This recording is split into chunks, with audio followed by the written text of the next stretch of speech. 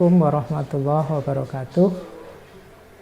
Teman-teman sekalian, kalau saya mengucapkan kata filsafat, kira-kira apa yang muncul di kepala teman-teman sekalian?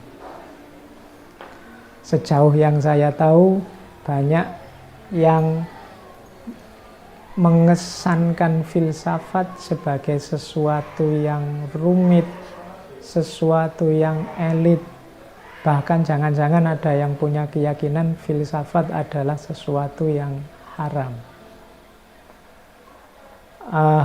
Sebagai sebuah pendapat, saya kira hak setiap orang untuk suka atau tidak suka dengan filsafat. Tapi kalau kata filsafat ini saya ganti dengan istilah berpikir yang benar, mungkin pendapat teman-teman tentang filsafat akan berubah. Hakikatnya memang filsafat adalah satu disiplin kajian yang mengajarkan kepada kita cara berpikir yang benar. Di beberapa kesempatan sering saya sampaikan, orang boleh saja tidak suka dengan filsafat, tapi tidak mungkin orang tidak mau berpikir yang benar. Padahal hakikatnya filsafat itu ya berpikir yang benar itu. Jadi ada adagium dalam bahasa Arab yang teman-teman mungkin sering mendengarkan, al-insanu hayawanun natik. Manusia adalah binatang yang berpikir. Jadi berpikir adalah penciri utamanya manusia. Berarti ketika seseorang kehilangan kualifikasi dirinya dalam berpikir, dia tinggal hayawannya, tinggal unsur kehewanannya. Dari titik ini sebenarnya bisa kita simpulkan bahwa filsafat itu sangat penting untuk kehidupan kita. Dulu filsafat ini dihidupkan antara lain oleh para tokoh Yunani dalam rangka mengkritik cara hidup yang serba mitologis, serba mitos. Jadi di awal kelahirannya di Yunani, filsafat ini mengkritisi cara hidup yang serba mitos. Teman-teman mungkin pernah membaca bagaimana orang Yunani zaman dulu sangat terikat dengan mitos-mitosnya, dewa-dewanya, ada Zeus, ada Thor, dan lain-lain. Nah, filsafat hadir karena tidak puas dengan jawaban-jawaban mitos. Kalau kita analogikan dengan zaman kita sekarang, jawaban-jawaban mitos itu berarti jawaban-jawaban yang tidak masuk akal. Jawaban-jawaban yang diikuti begitu saja tanpa dipertanyakan. Dari sini sebenarnya bisa kita simpulkan bahwa filsafat itu mengajarkan kita untuk memikirkan hidup, tidak hidup begitu saja dan asal-asalan, tapi mengerti secara masuk akal apa dan bagaimana cara kita hidup. Dulu orang di zaman Yunani itu merasa gelisah dengan kehadiran hidup yang serius dan kritis ini. Sehingga bahkan tokoh utamanya zaman itu yang namanya Sokrates banyak dibenci orang. Bahkan sampai dieksekusi. Tapi pada akhirnya orang semakin sadar bahwa memang jawaban-jawaban yang coraknya mitos itu tidak memadai untuk kehidupan kita.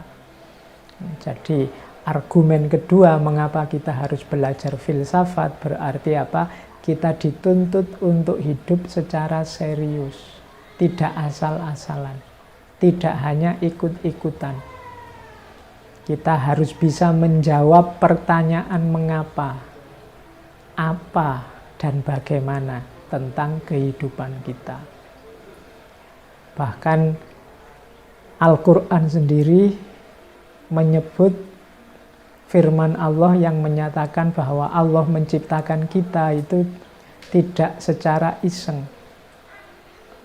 Jadi Allah menciptakan kita itu dengan serius. Nanti bagi teman-teman yang membaca Al-Quran akan ketemu ayat yang bunyinya afahasibtum annama khalaqnakum abatha wa annakum ilaina la turja'un. Apa engkau anggap kami ini menciptakan engkau untuk main-main saja dan engkau tidak dikembalikan pada kami? Berarti Allah menciptakan kita itu untuk serius.